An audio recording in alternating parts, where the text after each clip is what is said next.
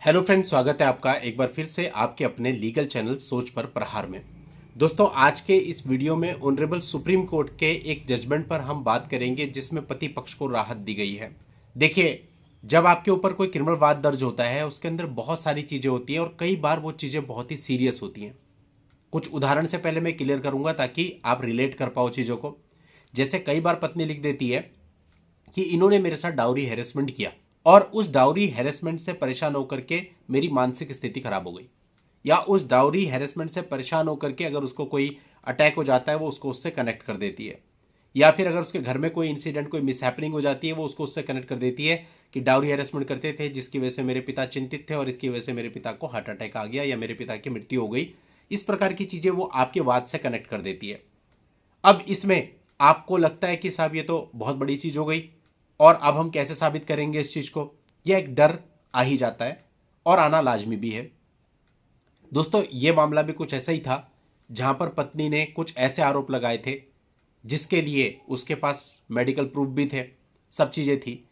अब इस मामले को कैसे नीचे की कोर्ट ने, हाई कोर्ट ने देखा और सुप्रीम कोर्ट ने इस पर क्या डिसीजन लिया, क्या ग्राउंड्स बताए, किस तरह से चीज़ों को देखा, ये जानना आप सभी के लिए बहुत ही ज़रूरी है जो भी इस दौर से गुजर रहे हैं, जिनके ऊपर भी ऐसी कोई एफआईआर हुई है या आने वाले भविष्य में उन्हें अंदेशा है कि ऐसी कोई एफआईआर होने वाली है।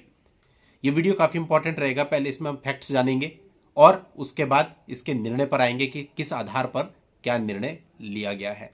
दोस्तों, वीडियो काफ़ी इंपॉर्टेंट है, आखिरी तक वीडियो में बने रहिएगा। अभी तक भी चैनल को सब्सक्राइब नहीं किया है तो चैनल को सब्सक्राइब करके नोटिफिकेशन बेल पर जरूर क्लिक कर लें।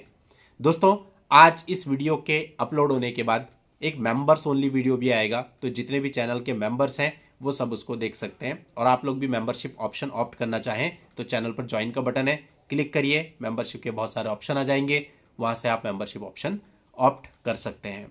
तो दोस्तों, इस मामले में मई 2014 में दोनों पक्षकारों की शादी हुई थी। शादी के बाद उनके बीच में कुछ डिस्प्यूट हो गया और कुछ ही समय के बाद पत्नी अपना वैवाहिक घर छोड़ के चली गई और अपने माता पिता के घर में निवास करने लगी। इसके पश्चात उसने अपने पति और ससुराल वालों पर एक एफआईआर अंडर सेक्शन 498A और 323 आईपीसी में दर्ज करा दी, जो कि उसने अपने हस्बैंड, मदर इन लॉ और ब्रदर इन लॉ के अगेंस्ट करवाई थी। अब इसमें कई सारे एलिगेशन थे, जिसमें सबसे पहला एलिगेशन था कि विवाह के 10 दिन के बाद से ही उसको डाउरी के लिए हैरेस किया जाने लगा था। रिपीटेड डाउरी हैरेसमेंट की वजह से वो सदमे में थी और उसके दिमाग की नस फट गई, जिसकी वजह से उसके राइट हैंड और राइट लेग में पैरालिसिस हो गया और इस पैरालिसिस की वजह से उसे फिजियोथेरेपी से होकर के गुजरना पड़ रहा है।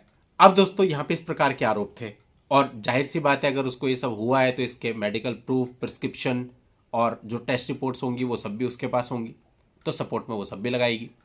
अब खैर, इस मामले की क्वेश्चन के लिए सबसे पहले पति पक्ष हाईकोर्ट में गया। हाईकोर्ट ने पूरे मामले का अवलोकन किया और इस मामले में पति पक्ष को राहत देने से मना कर दिया। अब इसके बाद ये मामला आया था ऑनरेबल सुप्रीम कोर्ट में।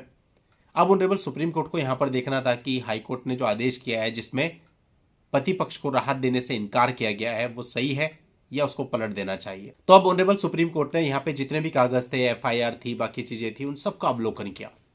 बारीकी से अवलोकन करने के बाद कुछ पॉइंट्स बताए। इनमें से काफी सारे पॉइंट्स मुझे ऐसा लगता है आप लोगों के भी काम आएंगे, क्योंकि बाकी के केसेस से थोड़ी सी अलग चीजें भी बताई हैं। जैसे कि सबसे पहला पॉइंट तो ये बताया कि इसमें जो एलिगेशन है, अधिकतर सारे एलिगेशन ही वेग और जनरल टाइप के हैं। डेट, टाइम, प्लेस कहीं पर भी मेंशन नहीं है। किस व्यक्ति का क्या रोल था, क्या भूमिका उसने निभाई थी इस क्राइम में, इस बात का भी कोई उल्लेख नहीं है। केवल यह एलिगेशन है कि डाउरी के लिए हैरेस किया, लेकिन डाउरी के लिए कैसे हैरेस किया उसकी कोई स्पेसिफिक डिटेल नहीं है। डाउरी डिमांड को बताया है, लेकिन नेचर ऑफ डिमांड मतलब किस प्रकार से क्या डिमांड की गई ये भी नहीं बताया है। पत्नी ने यहाँ पर दिमाग की नस फटने की एक घटना बताई है, लेकिन ये नहीं बताया कि ये घटना डाउरी हैरेसमेंट या डाउरी डिमांड के साथ कैसे कनेक्टेड है। यानी नस फटना दिमाग की, ये तो नॉर्मली भी हो सकता है। उसने बोला डाउरी हैरेसमेंट की वजह से फटी, तो कनेक्शन साबित करने की जिम्मेदारी पत्नी पर है। उसने ऐसा कोई कनेक्शन साबित नहीं किया है। साथ ही कोर्ट ने बताया कि इस ऑफेंस के लिए एक series of offences, series of acts होना बहुत जरूरी है कि लगातार क्रूरता की घटनाएं होती चली आई हों। ऐसा नहीं है कि आपने कह दिया हाँ जी डाउरी मांगते थे, डाउरी के लिए हैरेस करते तो हो गया, इस तरह से नहीं चलेगा।